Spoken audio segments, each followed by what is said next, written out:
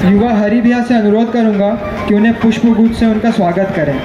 राजगांगपुर अग्रसेन भवन परिसर में अनुष्ठित अग्रसेन जी 5149तम जयंती कार्यक्रम में अग्रसेन चैरिटेबल ट्रस्ट, मारवाड़ी युवा मंच जागृति, मारवाड़ी महिला समिति, मारवाड़ी युवा मंच मिलित अनुकूल्य राजगांगपुर क्रांति ओडिशा सांबादिक देवव्रत मित्र को सत्य, निरपेक्ष, निर्भीक, निच्छक सांबादिकता पई पुष्पगुच्छ प्रदान करा जाई सम्मानित करथिले।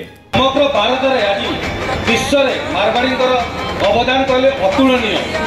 समग्र विश्व में केवल राजगांगपुर ओडिशा सुंदरगढ़ नुहे, पूरा विश्व में मारवाड़ी अवदान अतुलनीय। 90% फैक्ट्री मालिक होती मारवाड़ी, 90% समाज सेवक होती मारवाड़ी, 90% समाज सेवा होती मारवाड़ी।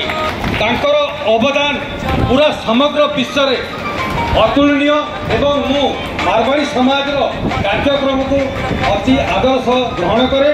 से मु निजर अंगदान कर मारवाड़ी समाज यही संस्था को मोर शरीर अंगदान होती वर्षक पूर्व में मु अंगदान कर मु गर्वित कि मारवाड़ी समाज पाखे मु मोर जीवन सबुठ मूल्य मोर शरीर को अंगदान कर कार्यक्रम किसी तेणु अग्रसेन जयंती उपलक्षे समस्त मारवाड़ी समाज महिला पुरुष जो मैंने अच्छा उपस्थित बड़ बड़ ये बिजनेसमैन मैंने अच्छा